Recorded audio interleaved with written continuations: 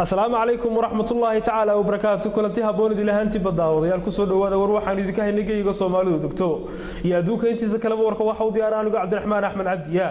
qodobada warka caawa ku daawan doontaan waxa kamid ah waftigii uu hogaaminayay madaxweynaha Jamhuuriyadda Soomaaliland Muuse Biixi Cabdi ee safarka shaqo ugu maqnaa gobolada bariga ee Soomaaliland ayaa maanta lagu soo dhaweeyay caasimada gobolka Sanaag ee Ceerigaabo fanaanka caanka ah Maxamed Biikeena waxa la filayay inuu maanta soo gabagabeeyo safarka uu ku mariyay dhammaan gobolada Soomaaliland ee bulshada kaga wacyigelinayay aafada qabyaalada Cabdikariin Maxamed Iid gudoomiyaha shirkadda Telesom waxa uu ku guuleystay maamulaha ugu fiican isgaarsiinta Afrika ee loo yaqaan Africa Corp 2018 saraakiisha aqalka cad ee Mareykanka waxay walaac baahsan ka muujiyeen qoraal ay sheegeen inay ka dirtay emailkeeda khaaska gabadha u dhalay madaxweyne Trump arrinkan ayaa soo beegmay xilli dadka dhaleecay madaxweyne Trump iyo maamulkiisuba inay iskaga dagaan xilka ciidamada dawladda Ruushna waxay gacanta ku soo dhigeen laba markab oo ay leedahay dawladda Ukraine taasi oo ay sheegeen inay ku soo xadgudbeen badooda oo loo yaqaan badda madow daawadayaal qodobadaas iyo qodobo kale intaan u gelin qadaradayga bulshada